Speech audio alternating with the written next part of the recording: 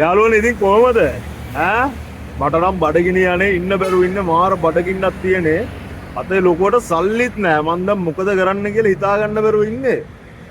ඒක නෙමෙයි මං පාරේ යන ගමන් දැක්ක බෝඩ් එකක් ගාලා තියෙනවා මාළු කෑම එකක් රුපියල් 250යි කියලා. 250ට කොහෙද අනේ මාළු කෑම කඩේ රුපියල් 400ක් 500ක් වෙනවනේ. පොඩ්ඩක් ගිහලා බලමුද 250යි මාළු කෑම එක කොහොමද කියලා. ඉතින් 250ක් තියෙනවද? අපි ගිහලා බලමු 250යි මාළු කෑමක් ගන්න.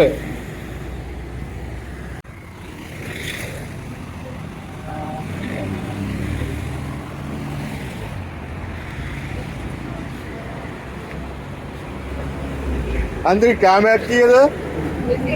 දැන් 250යි.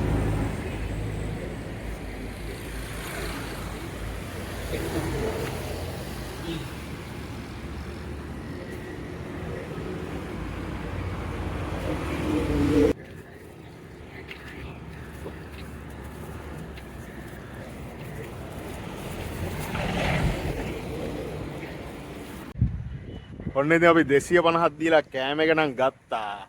දැන් ඉතින් කන්න තමයි තියෙන්නේ කන්න තමයි. මෙහෙමයි 250යි කෑම එක බර නම් තියනවා බෑ හොඳට. බලමු ලියලා කොහොමද කියලා.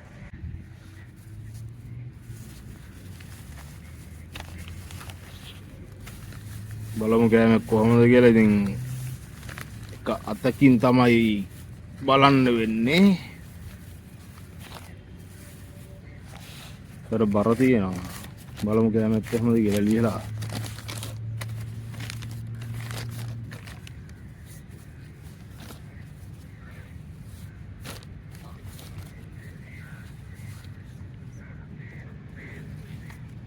අඩේ මාළු කෑම දීලාද චිකන් කෑමනේ දීලා තියෙන්නේ.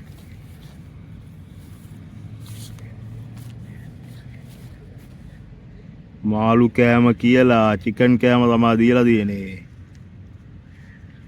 චිකන් තියෙනවා, මැල්ලුම් තියෙනවා. මොනවද? අල තියෙනවා. ඉතින් කෑම හොඳයි අපි කාලා බලමු.